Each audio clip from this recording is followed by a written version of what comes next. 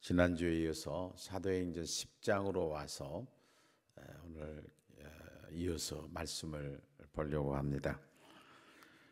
오순절 성령의 역사가 사도행전을 통해서 우리에게 어떻게 일어났는가 하는 것을 보여주고 있습니다.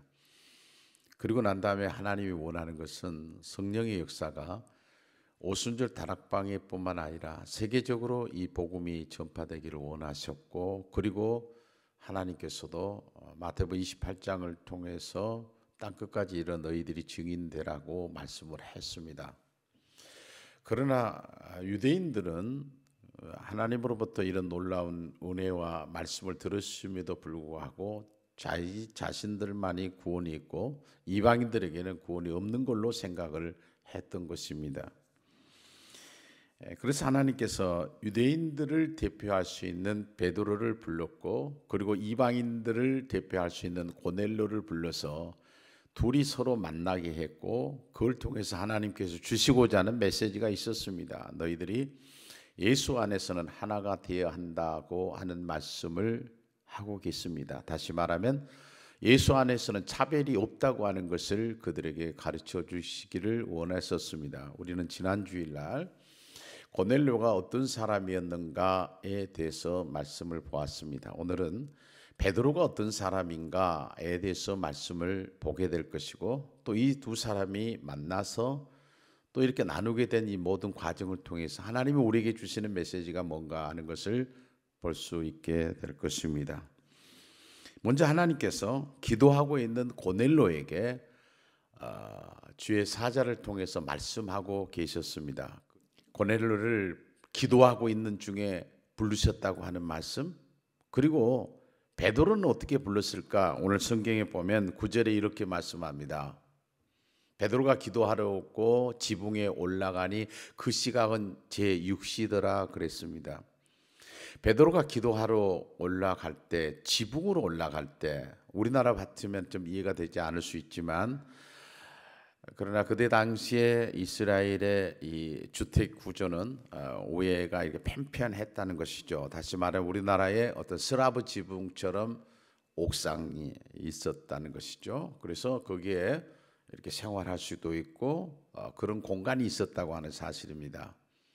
그런데 기도하러 거기에 올라갔다라고 하는 말씀입니다. 우리는 여기에서 고넬료와 베드로가 기도하러 갈 때 하나님이 그들에게 환상을 보여줬다고 하는 걸 보게 되면, 만약에 그들이 기도하는 사람이 아니었다고 하면 물론 하나님의 뜻이 그들에게 여러 방면으로 전할 수가 있겠지만, 기도하는 중에 하나님의 놀라운 그 뜻을 발견할 수 있다고 하는 사실을 우리는 여기서 발견할 수가 있습니다. 그런데 베드로는 환상을 보고 이해할 수가 없었습니다. 왜 베드로가 하나님이 보여주는 환상을 통해서 이해할 수가 없었을까? 구약에 보면 하나님께서 먹을 수 있는 음식과 먹을 수 없는 음식을 구분해 놨어요. 그런데 보자기에 이렇게 내려온 걸 보니까 먹을 수 없는 것들만 내려놓은 거예요. 요즘 같은 돼지라든지 아니면은 뭐 장어라든지 비닐이 없으니까 이런 걸 보니까 이런 걸 내가 어떻게 먹습니까? 하나님께서 말씀해 놓은 거 있었거든요. 베드로는 그 하나님의 말씀을 쫓아 살기를 원했던 사람이에요. 그런데 베드로가 이렇게 보자기 안에 있는 그 것들을 보니까, 환상 중에 보니까 먹을 수 없는 것들을 먹으라고 하니까 하나님이 말씀하지만 베드로가 단호하게 거절을 합니다. 베드로가 이르되 주여 그럴 수 없나이다. 그런데 두 번째 하나님께서 또 베드로에게 15절에 이렇게 말씀하고 있습니다. 하나님께서 깨끗하게 하신 걸 네가 속되다 하지 말라. 먹어라. 하나님께서 말씀합니다. 하나님이 깨끗하게 한다고 했는데 왜 먹지 않느냐? 베드로는 그래도 먹을 수 없다고 그랬습니다. 베드로는 하나님께서 그렇게 말씀하신 이유를 몰랐기 때문에 그건 거부한 거였어요. 왜 하나님은 이걸 먹으라고 할까? 그걸 몰랐어요. 때로는 우리는 하나님께서 우리에게 뭔가가 주어질 때, 우리에게 어떤 것을 하나님이 하기를 원할 때, 우리는 때로는 베드로 같은 그런 마음을 가질 수 있습니다. 하나님, 그걸 왜 내가 해야 합니까? 나는 그거 하기 싫습니다. 근데 하나님은 자꾸 우리에게 그 일을 너가 해주기를 원할 때가 있습니다. 너가 그 일을 하기를 원한다. 그럴 때 우리는 어떻게 해야 할 것인가? 우리는 여기서 하나님께서 우리에게 때로는 순종을 원한다는 사실을 발견할 수가 있습니다. 베드로는 지금까지 신앙생활을 해오면서 자신의 고정관념에 사로잡혀 있었습니다. 하나님께서 베드로에게 왜 너에게 이 먹을 수 없다고 하는 것을 먹게 하는 그 하나님의 뜻을 가르쳐 주기 시작했습니다. 그것은 여기에 부정한 음식들은 지옥의 불쏘시개 같이 생각했던 이방인들이라는 것입니다. 너희들이 짐승 취급하면서 이방인들에게는 구원이 없다고 생각했던 그들은 내가 그들도 사랑하느니라. 예수 그리스도가 십자가의 죽으심으로 말미암아 예수 안에 있는 사람은 누구나 차별 없이 구원을 받게 될 것을 베드로에게 가르쳐 주기를 원했던 것입니다. 에베소서 2장에 보면 이렇게 말씀합니다. 십자가로 이 둘을 한 몸으로 하나님과 화목하게 하려 하심이라 원수된 것을 십자가로 소멸하시고. 이방인 대표한 경건한 이 군인 고넬료를 부르시고 그리고 유대인을 대표하는 베드로를 불러서 둘이 하나 되게, 유대인과 그리고 이방인들이 하나 되게 만들기를 원했던 하나님의 깊으신 뜻이 계셨던 것입니다. 이 일을 통하여 베드로가 고넬료를 만나게 됩니다. 고넬료가 베드로를 만났을 때 그는 갑자기 베드로 앞에 엎드려졌습니다. 엎드려 절했다고 성경은 말합니다. 왜 군인 100명을 지휘하는 백부장이라는 사람이 민간인이잖아요. 이게 베드로는 그 앞에 엎드려진 겁니다.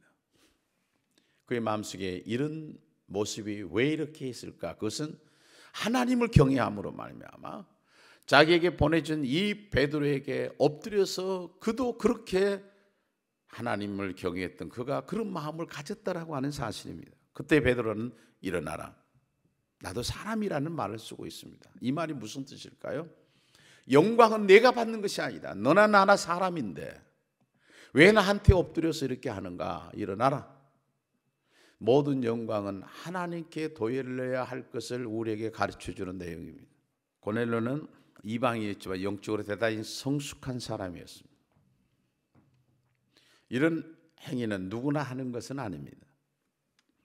베드로가 고넬료에게 이렇게 말합니다. 28절에 보면 이르되 유대인으로서 이방인과 교제하며 가까이 하는 것이 위법인 줄을 너희도 알거니와 하나님께서 내게 지시하사 아무도 속되다 하거나 깨끗하지 않다 하지 말라 하시기로 부름을 사양하지 않냐고 한더라. 이제 베드로는 하나님의 뜻을 발견한 겁니다.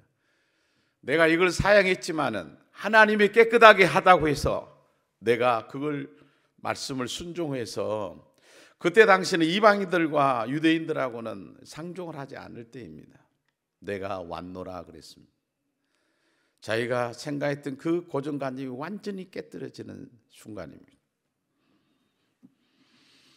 그래서 베드로가 고넬료의 집에 모인 사람들에게 복음을 전했습니다. 예수 그리스도가 어떻게 부활했고 지금은 예수 그리스도가 이 땅에 있을 때 승천하시면서 우리에게 무엇을 어떤 말씀을 했는가 하는 것을 베드로는 목격한 사람입니다. 그런데 거기에 이 베드로의 말을 들었던 사람들의 태도가 오늘 10장 45절에 이렇게 나옵니다. 베드로와 함께 온 할례받은 신자들이 이방인들에게도 성령 부어주심을 말미암아 놀랐다 그랬습니다. 여러분, 그들은 이 고넬료의 친척과 그리고 친구들이 왔을 때 얼마나 말씀을 사모했을까요? 말씀을 사모하고 있을 때 베드로를 통해서 말씀이 선포될 때 그들은 그곳에 성령이 임했다는 것입니다. 성령이 어떤 모양으로 임했는지 모르지만 그것은 하나님의 은혜였습니다. 그 시간에 베드로는 그들에게 안수를 했다는 말도 없습니다. 어떤 기적을 행하기 위해서 어떤 방법을 사용했다는 것도 아니었습니다. 그런데 이렇게 보니까 성령께서 거기에 임재하는 것을 모두가 알았다는 사실입니다. 하나님은 지금도 예수 안에서 모든 사람이 차별이 없음을 우리에게 말씀하고 있습니다. 높은 자나 낮은 자나, 좀 더 배운 자나 좀 못 배운 자나 차별이 없다는 것을 우리에게 말씀하고 있습니다. 그 시대는 유대인들과 이방인들에게 차별이 없음을 말씀하면서 하나님이 그들도 사랑한다고 하는 것을 보여줬다면, 이 시대 속에서는 하나님께서 부유한 자나 가난한 자나 모두가 다 예수 안에서는 차별이 없고 평등하다고 하는 걸 우리에게 가르쳐주고 있습니다. 우리는 믿음이 들어가면 우리가 변화된 것을 알 수가 있습니다. 옛날에는 내가 좋아하는 사람, 그런 사람, 내 어떤 레벨에 맞는 사람을 좋아하고 살지만, 그러나 내가 믿음이 들어가게 되면 누구나 다 받아들일 수 있는 사람으로 변화되게 되는 것을 경험하게 되는 것입니다. 이 시대 속에서 우리에게 하나님께서 말씀하신 이 부분은 지금도 하나님께서 이런 사람이 있음을 우리에게 말씀하면서 너희가 차별하지 말아라, 우리에게 말씀하고 계십니다. 정말 좋은 교회가 되기를 원합니까?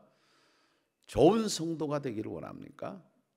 오늘 이 말씀은 우리에게 주시는 말씀인 줄 알며 그렇게 세워가는, 그렇게 노력해가는 우리 성도들이 다 되었으면 좋겠습니다.